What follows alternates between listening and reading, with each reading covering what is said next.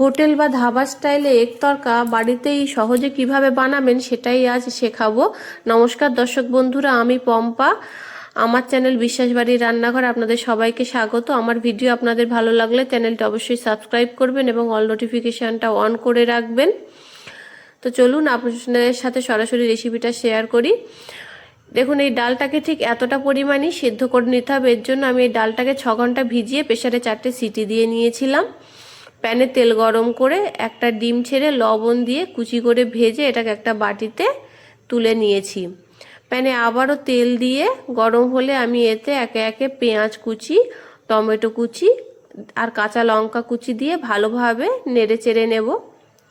এগুলো ভাজা ভাজা হয়ে গেলে এতে আদা রসুন বাটা দেব। আদা রসুন বাটা দিয়েও এটাকে আবারও মিনিট 3 ভালোভাবে কষিয়ে নিতে হবে। দেখবেন যেন আদা বা রসুনের কাঁচা ভাব না থেকে থাকে। এরপর এতে স্বাদ মতো লবণ, হলুদ গুঁড়ো আর লঙ্কার গুঁড়ো দিয়ে দেব। কেউ চাইলে কাশ্মীরি লঙ্কার গুঁড়োও দিতে পারে। এই মশলাটিকেও ভালোভাবে কষে নেব। এরপর এতে দিয়ে দেব সেদ্ধ করে রাখা তরকার ডালটা, যেটাকে আমি আগে থেকেই সেদ্ধ করে জল ঝারিয়ে রেখেছিলাম। এই ডালটাকে দিয়ে ভালোভাবে মশলাগুলো এই ডালের সাথে নেড়ে চেড়ে মিনিট 5 ধরে মিশিয়ে দিতে হবে।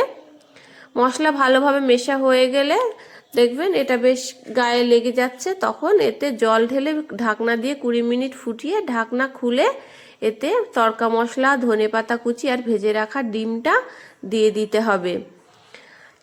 ডিমটা দিয়ে এর সাথে ভালোভাবে মিশিয়ে নিয়ে যখন দেখবেন যেটা বেশ ঘন ঘন হয়ে এসছে, তখন গ্যাসের ওভেনে তেল গরম করে, সর্ষের তেল গরম করে এতে তড়কা মশলা দিয়ে সেটা তরকার উপর দিয়ে ছড়িয়ে দিলে দেখবেন পুরো হোটেল বা ধাবার স্বাদ চলে আসবে, সেন্টটাও সেরকম বেরোবে। তো বন্ধুরা, আপনারাও বাড়িতে অবশ্যই ট্রাই করবেন আর আমাকে জানাবেন যে এটি কেমন হলো। আশা করি আপনাদের সবারই ভালো লাগবে। তো আমার এই রেসিপিটি যদি আপনাদের সত্যিই ভালো লেগে থাকে, আমার চ্যানেলটিকে সাবস্ক্রাইব করবেন, লাইক